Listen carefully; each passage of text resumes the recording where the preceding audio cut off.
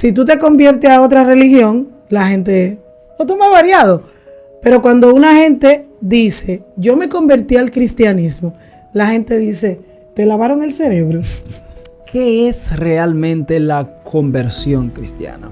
¿Qué significa esto de conversión? Porque la conversión, metanoia, tiene que ver con un cambio de mente. Entonces, yo estoy arrepentido, es porque yo conozco hoy algo, estoy convencido hoy de algo que yo no estaba convencido antes. Estando convertido, vive una vida totalmente engañada, creyendo que es verdaderamente creyente.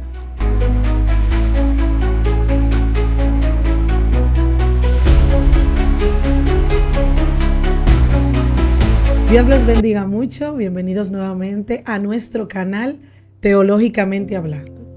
Le damos gracias a nuestra comunidad que siempre están atentos a nuestro contenido. Gracias por sus comentarios, por compartirlo con los demás. Espero que hayamos sido de bendición hasta ahora y que sigamos siendo de bendición para todos ustedes. El día de hoy tenemos un tema espectacular: la conversión cristiana. ¿Autoengaño? O un cambio real. O un cambio real, ya ustedes saben. Y déjenme decirles que tenemos aquí a Giancarlos y al pastor Hansel, pero a mí me llama mucho la atención en el sentido de que cuando nosotros vamos al libro de los Hechos, que Pedro en su primer discurso les dice: arrepentíos y convertíos para que sean borrados vuestros pecados. Entonces, yo realmente he escuchado a la gente decir, porque todo tiene que ver con el cristianismo, si tú te conviertes a otra religión, la gente lo toma variado. Pero cuando una gente dice, yo me convertí al cristianismo, la gente dice, ¿te lavaron el cerebro? O te dicen, te doy 3 meses. A veces te dan 1 mes. Entonces, yo quiero saber qué es la conversión, o sea, ¿qué es realmente la conversión cristiana? Así es. O si es un cambio real o es un autoengaño. ¿Qué podemos evaluar a la luz de la palabra y cómo podemos definir este tema realmente? Tan debatido, y que hay algunos versículos que realmente están en la Biblia que abordan exactamente este tema. Pastor, ¿qué nos puede decir exactamente con relación a este tema? La conversión cristiana. ¿Un autoengaño o una conversión real? Bueno, Dios bendiga a toda nuestra audiencia de Teológicamente Hablando, nuestra comunidad. Gracias por estar con nosotros y acompañarnos en este maravilloso viaje. Sin embargo, antes de abordar la respuesta a esa interesante pregunta que haces, es importante plantearnos qué es realmente la conversión cristiana. ¿Qué significa esto de conversión? La conversión no la podemos definir sencillamente o simplemente como una palabra que es definida, porque a la luz de las Escrituras, la conversión implica todo un asunto de cosas que se dan dentro de la vida del receptor, del individuo, del cristiano, para experimentar esta transformación real en su vida. Por ejemplo, el término conversión tiene que ver en primer lugar con metanoia. Metanoia tiene que ver con un cambio de mente. Y en segundo lugar con pixis, que tiene que ver con el asunto de volverse, de cambio, de dirección. Entonces, como en volverse ese sentido, a Dios. Cambio de dirección, porque yo pudiera tener una conversión en algún otro ámbito de la vida. Por eso conversión es volverse. En este sentido, de la conversión cristiana, entonces, tiene que ver con volverse a Dios. Pero también implica el asunto de la regeneración, que la regeneración tiene que ver con volvernos a la vida y tiene que ver con una transformación en nuestro corazón, y por eso nosotros podemos volvernos a Dios. La primera epístola a los Tesalonicenses, capítulo 1, texto 9, es un pasaje que pudiera ilustrarnos mucho de esto, porque en esta epístola se habla de 2 cosas fundamentales. En primer lugar, cómo vosotros se arrepintieron y se volvieron de los ídolos a Dios, esto es conversión, y luego entonces continúa el texto diciendo, arrepintiéndonos y cambiando vuestra mente, nuestra manera de pensar. Entonces, la conversión no es solo volverme a Dios, sino volverme a Dios con una convicción firme y segura. ¿Qué quiere decir entonces Jesús cuando le dijo a Nicodemo, es necesario nacer de nuevo? ¿De qué tipo de nacimiento está hablando Jesús exactamente ahí? Lo que sucede es que este nuevo nacimiento, que es regeneración, se da en dos fases. En primer lugar, la regeneración instantánea, que tiene que ver con esa regeneración donde tú vuelves a la vida. Estabas muerto en tus delitos y pecados y tú volviste a la vida. Dios te resucitó de entre los muertos. Y en segundo lugar, este aspecto de la regeneración que constantemente está trabajando, regenerando nuestro carácter, nuestra vida, lo que nosotros somos como seres humanos, y nos hace vivir con una vida de mayor ejemplo y devoción cristiana delante de los ojos de Dios y de los hombres. Amén. Entonces yo tengo una pregunta. ¿Qué va primero? ¿La conversión o el arrepentimiento? ¿Van de la mano? ¿Me convierto primero? ¿Me arrepiento? Bueno, esa es una excelente pregunta. Porque siempre que nosotros vemos en la Biblia esto de conversión y arrepentimiento, notamos que es como que lo solicita junto, arrepentidos y convertidos. Siempre como que van unidas la una de la otra. Una a la mano. ¿Por qué sucede esto? Porque no puede haber conversión sin arrepentimiento. Y de hecho, no puede haber arrepentimiento real si no hay conversión. Y me explico en ese sentido. Para yo poder cambiar mi dirección, yo tengo que estar arrepentido de la dirección en la que yo iba antes, porque tiene que ver con eso. Cambio de dirección. No, déjame irme por aquí. Entonces tengo que cambiar el rumbo, tengo que cambiar la dirección. Yo me he arrepentido de la dirección hacia donde yo iba me he retractado. Entonces eso es arrepentimiento. No puede haber conversión, no puede haber arrepentimiento real sin una conversión. ¿Por qué? Porque la conversión, metanoia, tiene que ver con un cambio de mente. Entonces yo estoy arrepentido es porque yo conozco hoy algo, estoy convencido hoy de algo que yo no estaba convencido antes. Entonces todo eso va ligado. Así que no puedo decir que el arrepentimiento primero y luego la conversión, o la conversión antes que el arrepentimiento, porque de alguna forma Dios hace que estos dos asuntos convergen juntos para poder realizar el cambio, la transformación en nuestras vidas que necesita llegar. Entonces, en ese sentido, estamos hablando de conversión cristiana.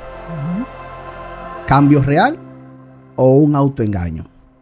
¿En qué aspecto de la vida puede un creyente, si es la pregunta correcta, no ser verdaderamente creyente? Estando convertido, vivió una vida o vive una vida totalmente engañada, creyendo que es verdaderamente creyente. A la luz de la palabra, ¿cómo podemos darnos cuenta de eso nosotros? Alguien puede autoengañarse respecto al arrepentimiento. O sea, si no hay un arrepentimiento real, no hay una conversión real. Y alguien pudiera confundir el arrepentimiento con el remordimiento. Okay. Entonces, hay personas que pudieran llegar a experimentar una especie de remordimiento por la forma en que ellos estaban viviendo. Pueden llegar a llorar, a derramar lágrimas incluso, pero están sintiendo un remordimiento por ese pecado, por esa falta, por esa forma en la que ellos estaban viviendo su vida. Pero esas lágrimas no son suficientes, porque el arrepentimiento no tiene que ver necesariamente con las lágrimas. El arrepentimiento tiene que ver con un cambio que se da. Entonces, si sientes tristeza, si sientes dolor por la forma en que tú vives, eso es remordimiento. Ahora, si ese dolor te lleva a producir un cambio real de dirección en tu vida, entonces ya no es remordimiento, eso es arrepentimiento. Alguien pudiera experimentar ese remordimiento, visitar la iglesia, ir continuamente a la iglesia, pudiera incluso hasta bautizarse como un cristiano normal y pudiera llevar una aparente vida cristiana, y sin embargo a mitad de camino, ¿qué sucedió? Bueno, lo que sucedió fue que no hubo una metanoia real. No hubo un cambio de mente. Él no tenía una convicción firme en lo que creía. Y en segundo lugar, no hubo un arrepentimiento real porque nunca cambió de dirección hacia donde debía de cambiar, sino que los ídolos seguían entronados en su corazón. Nota que el apóstol Pablo en la primera epístola a los Tesalonicenses 1:9 habla de que se volvieron de los ídolos a Dios.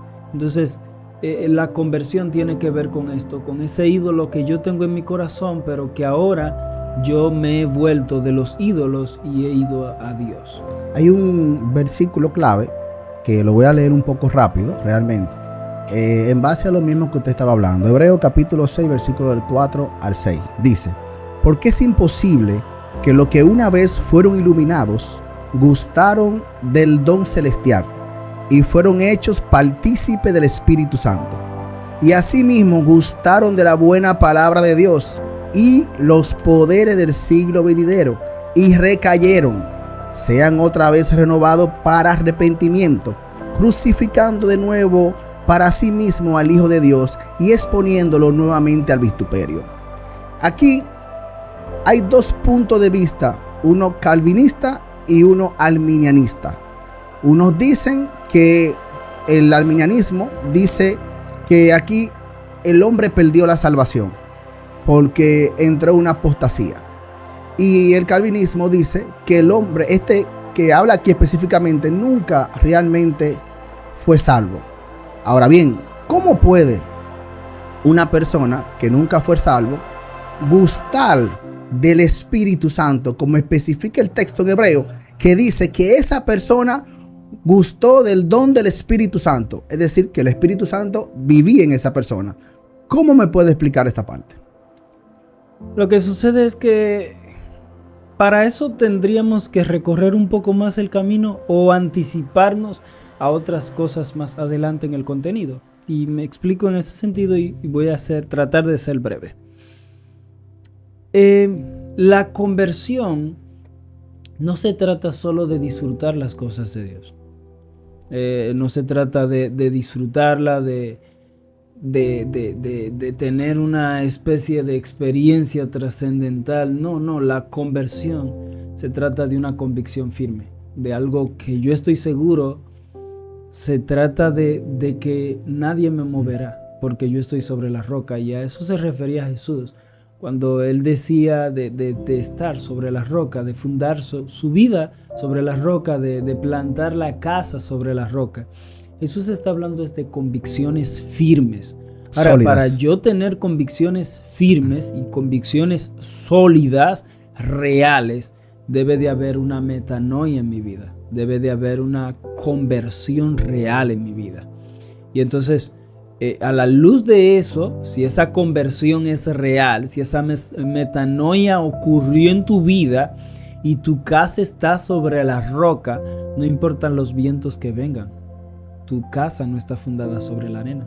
Y Jesús fue explícito respecto a eso. Una pregunta.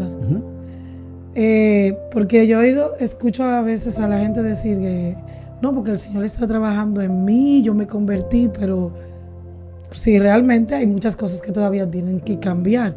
Entonces, mi pregunta es, ¿la conversión se da instantánea o es progresiva o es un proceso que se da en la vida de la persona? No, realmente la conversión es progresiva, es un proceso de día a día, es continuo. Tú vas cambiando constantemente.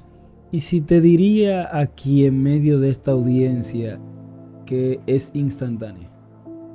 Perfecto. Perfecto, ¿no? Vamos a ver. Lo explico. La conversión es instantánea por algo. ¿Por qué? El día que tú te convertiste, ¿Tú experimentaste una conversión o no eras convertido aún? La conversión es instantánea porque dijimos inicialmente que la conversión en primer lugar inicia con la regeneración, y la regeneración es instantánea aunque continúa perfeccionándose a lo largo de tu vida. Pero se perfecciona es la santificación en nuestra vida. Lo que sucede es que esa santificación va de la mano con la regeneración. En segundo lugar, dijimos que también la conversión tiene que ver con arrepentimiento. Entonces, si no es instantánea, tú no te arrepentiste de tus pecados el día que el Espíritu Santo tocó tu vida, tu corazón, y fuiste convencido a través de la palabra, entonces sí fue instantáneo. ¿Hubo una conversión en tu vida o acaso no hubo una conversión? ¿Acaso tu vida no fue diferente a partir de ese día o sí comenzó a ser diferente a partir de ese día? Entonces tú te convertiste ese día y al día siguiente tú seguías con los ídolos entronados en tu corazón. ¿Tú no le diste la espalda al pecado y te volviste a Dios? Sí, yo lo hice. Entonces, en cuarto lugar, fe. Tú a partir de ese día pusiste tu fe en que Cristo te puede salvar a través de su obra sustitutiva en la cruz del Calvario. Sí, entonces la conversión es instantánea. Sin embargo, es progresiva en el sentido de que sigue creciendo a lo largo de nuestra vida cristiana. ¿Por qué sigue creciendo? ¿Cómo es eso, pastor? Bueno, sigue creciendo porque dijimos que la conversión tiene que ver con arrepentimiento.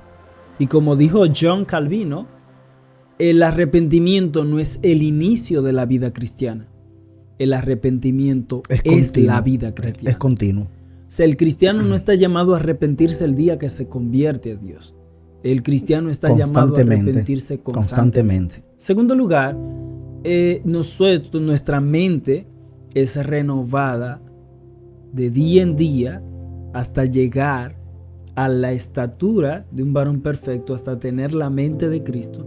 Entonces eso quiere decir que esa convicción de mi mente, esa metanoia, está perfeccionándose aún. Entonces ahí vamos viendo cómo la conversión es instantánea porque sí ocurre en un momento específico de nuestra vida de manera inicial, pero es progresiva porque sigue perfeccionándose a lo largo de mi vida cristiana hasta llegar a la estatura de un varón perfecto. Por eso mi conversión inicial, yo vivía de una forma, me comportaba de una forma, pero 5 años después de mi conversión se supone que yo soy un mejor cristiano que lo que era hace 5 años atrás, o por lo menos eso es lo que se supone que debería ser la realidad, ocurrir en la vida de cada cristiano. En segundo lugar, tengo convicciones más firmes, porque yo he tenido una disposición más a la palabra, yo he crecido más en la palabra, como dijo el mismo apóstol Pedro en la primera epístola de Pedro 1:21 y aún el 27, donde él habla de que nosotros somos lavados en el agua por la palabra. Entonces esa palabra de Dios sigue limpiando mi vida, sigue transformando mi vida. ¿Y cómo lo hace? A través de una metanoia, una convicción firme y segura que yo voy teniendo acerca de Dios, de Cristo y del Evangelio. ¿Esto depende solamente de la obra del Espíritu Santo o es algo que el mismo creyente va colaborando con esta conversión? Es exactamente como tú lo acabas de decir. Es una obra del Espíritu Santo en la que nosotros colaboramos. Sin embargo, esa colaboración nuestra es positiva porque Dios va cambiando la dirección de nuestros deseos, va alineándola a la dirección correcta. Nosotros, Dios, la conversión es esto, es Dios redireccionar nuestra brújula a la dirección correcta. Sí, pero tomando en cuenta de que yo misma no puedo por mí misma tomar la decisión de convertirme, porque mi naturaleza pecaminosa no me permite ver que yo estoy sumida en el pecado. Tiene que el Espíritu Santo hacer una obra en mí para que yo sea evidente en mí. Eso nos lleva a la pregunta de si la conversión es posible sin la operación o la intervención Del sobrenatural de Dios a través del Espíritu Santo. Yo creo que no. Yo pienso que si fuese posible, no hubieran tantos millones de personas en el mundo que día tras día dicen yo no quisiera seguir viviendo en esta condición, en esta situación En la que estoy. en la que yo estoy viviendo. Pero te dicen, pero es que no puedo. Así Esa es. es la realidad. Entonces, yo pienso que el Espíritu Santo, y la Biblia lo dice, porque Timoteo le está diciendo a Jesús, o disculpen, Nicodemo le está diciendo a Jesús, oye, yo quiero ser parte, yo quiero convertirme, yo quiero experimentar todo eso. Y Jesús le dijo, óyeme, eso ni siquiera viene de mí. Eso viene del Espíritu, eso es una obra del Espíritu. ¿Y cómo puedo nacer de nuevo? ¿Cómo puedo entrar y salir? Jesús le dijo, es que discúlpame, eso es una obra del Espíritu. Y nadie sabe ni hacia dónde va, ni de dónde viene. Es como el viento, sencillamente. Entonces, pienso que es una obra del Espíritu. Es misteriosa en el sentido de que no sabemos qué persona el Espíritu Santo impactará, tocará, transformará, pero cuando el Espíritu Santo produce esa transformación en la vida de la gente, Mateo capítulo 5, texto 13, es evidente porque los frutos naturalmente reflejan esa conversión que se da en la vida del individuo. Ahí, hablando de frutos, volvemos al punto de Hebreos. Y aquí añado dos pasajes más. Dice, eran de nosotros, con relación al autoengaño. Eran de nosotros, salieron de nosotros, pero no eran de nosotros. Y el otro es que en aquel día le dirán al Señor, en tu nombre echamos fuera demonios, hicimos milagros, hicimos unas cuantas cosas. Y el Señor le va a decir, apartado de mí, no os conozco. Porque realmente no fueron verdaderamente creyentes y no le estaban sirviendo verdaderamente a Dios. Sí, pero Ahí es que está el autoengaño.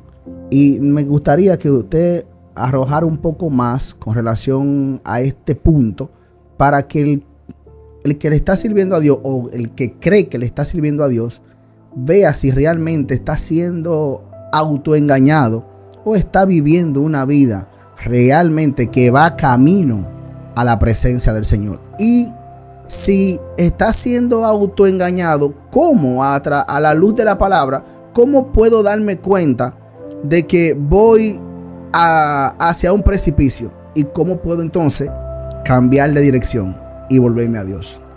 hay algo que me gustaría antes de que el pastor tome la palabra, y es que si bien es cierto de que pudiera haber personas que estén siendo autoengañados a ellos mismos, pero cuando uno se convierte, uno viene con la firmeza de que, ¿verdad? He tenido un nuevo comienzo, estoy arrepentido realmente y convertido a Cristo, pero en el camino, si bien puedo ser engañado por otros que se han desviado del evangelio, y eso no significa que al final la gente diga, no, ese nunca fue creyente. Claro que sí, hay gente que sí en su principio fueron creyentes, se convirtieron, actuaron bajo el Espíritu Santo. Aparentaron, pero no lo fueron realmente. Fueron engañados porque Jesús advirtió acerca de eso, Sí, de que aún los escogidos iban a ser engañados. ¡Qué silencio! Bien. Bueno, debemos entender que existen cosmovisiones distintas respecto a estos puntos de vista, y ustedes son una manifestación, un reflejo de esas diferencias que pueden darse. Sin embargo, yo particularmente, como teólogo que he enseñado teología por 17 años, soy alguien que me caracterizo por, en primer lugar, plantear los diferentes puntos de vista, y en segundo lugar, por respetar las opiniones de los demás. Y eso es importante porque al final del camino todo desemboca en un punto y ese es el eje del asunto. Puedes llegar a pensar que alguien fue verdaderamente Creyente, salvo, convertido, creyente, cristiano, y ser engañado en el paso del camino. Giancarlo puede llegar a pensar que si alguien fue engañado en algún punto del camino, entonces no fue verdaderamente salvo porque su convicción no era una convicción firme, real. Sin embargo, al final del camino, esas dos posturas desembocan en un solo lugar, y es en el hecho de lo que Jesús dijo: los frutos. Los frutos será la evidencia de aquellos que son realmente convertidos o aquellos que se han autoengañados a sí mismos toda la vida respecto a su conversión. Una cosa es yo esforzarme por mostrarle a los demás que yo soy una persona convertida, y otra cosa es yo ser una persona convertida y que naturalmente eso se refleje en mi propia vida. No lo entiendo en ese sentido, pastor.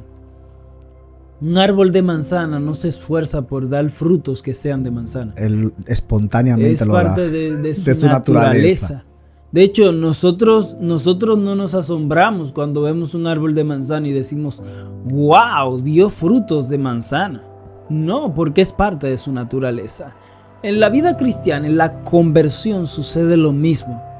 Las personas no dicen wow cuando una persona da frutos dignos de arrepentimiento, como dice la Escritura, porque se supone que eso es como naturalmente debe de lucir la vida de un cristiano.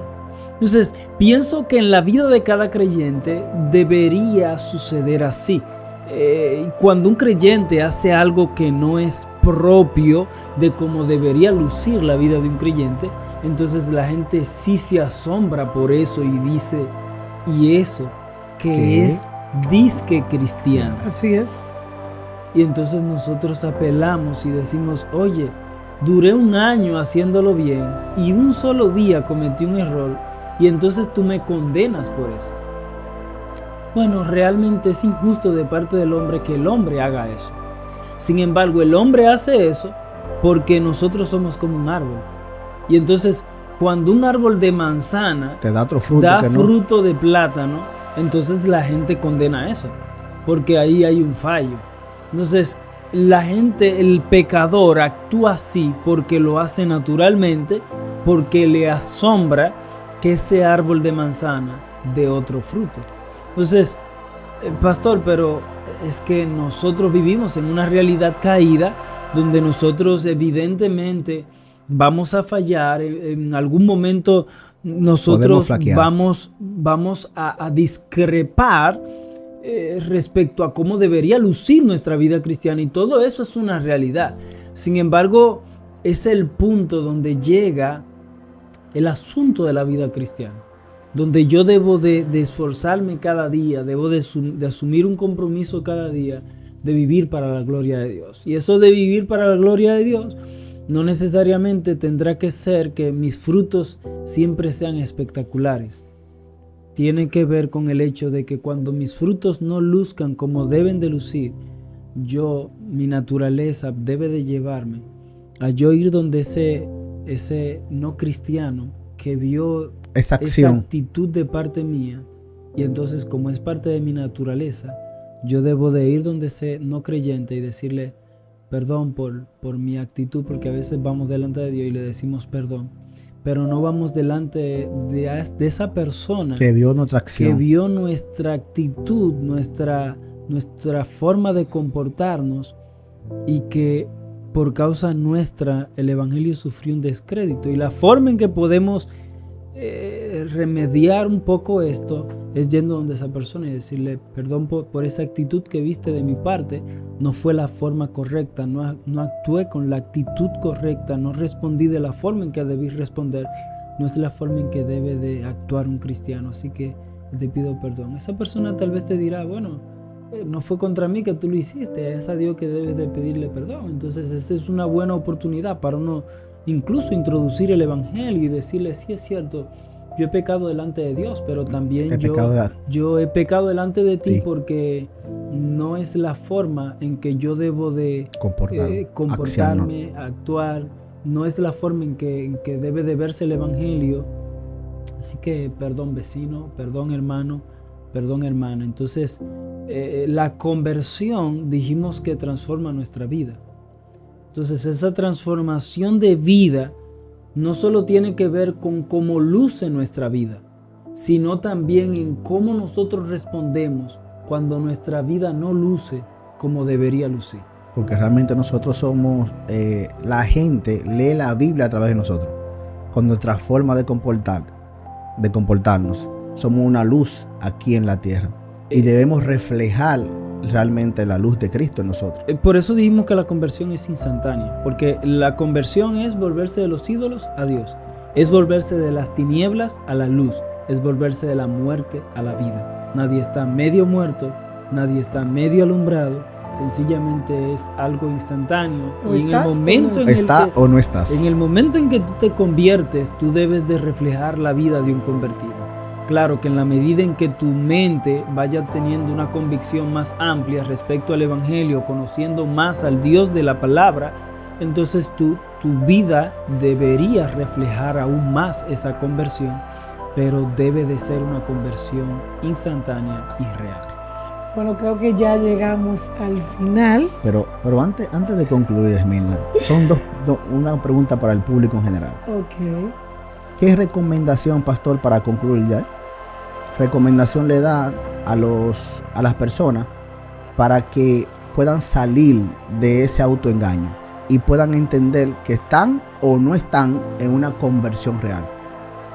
En primer lugar, tu respuesta cuando vas a la palabra, cuando estudias la palabra, ese estímulo, si ese estímulo no está por conocer más a Dios a través de la palabra, por conocer al Dios de las Escrituras, entonces eso pudiera ser un indicativo de que tu vida debe de ser reorientada hacia la dirección de Dios. En segundo lugar, tu tiempo de oración, tu relación con las cosas del reino, si son cosas que no te apasionan, que tu corazón no desea, entonces tú debes de provocar una conversión en tu corazón, en ese sentido de redireccionarlo a la dirección correcta. Cambiarle dirección. Te estás autoengañando en ese sentido. En segundo lugar, tu comportamiento, tu actitud, tu testimonio delante de la gente, eso pudiera ser un indicativo de cómo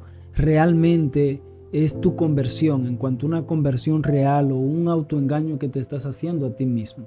¿Cómo me ven los demás? Si me estoy autoengañando, entonces yo me saldré. No, pienso que lo que debes de hacer es construir convicciones firmes en tu vida y pedirle al Señor: Señor, produce en mí una conversión real. Amén. Y que yo natural y espontáneamente actúe, me comporte y viva de la forma en que debe de lucir la vida de un salvo. Y en tercer lugar, me gustaría recomendarle a cada creyente no solo leer las Escrituras y estudiar las Escrituras, sino también leer literaturas que te ayuden a comprender más la verdad del evangelio y la conversión en la vida cristiana, cómo debe de lucir la vida cristiana, cómo debo de vivir como cristiano. La Biblia, Dios nos ha dado maestros y esos maestros escriben, y a través de sus escritos tú puedes comprender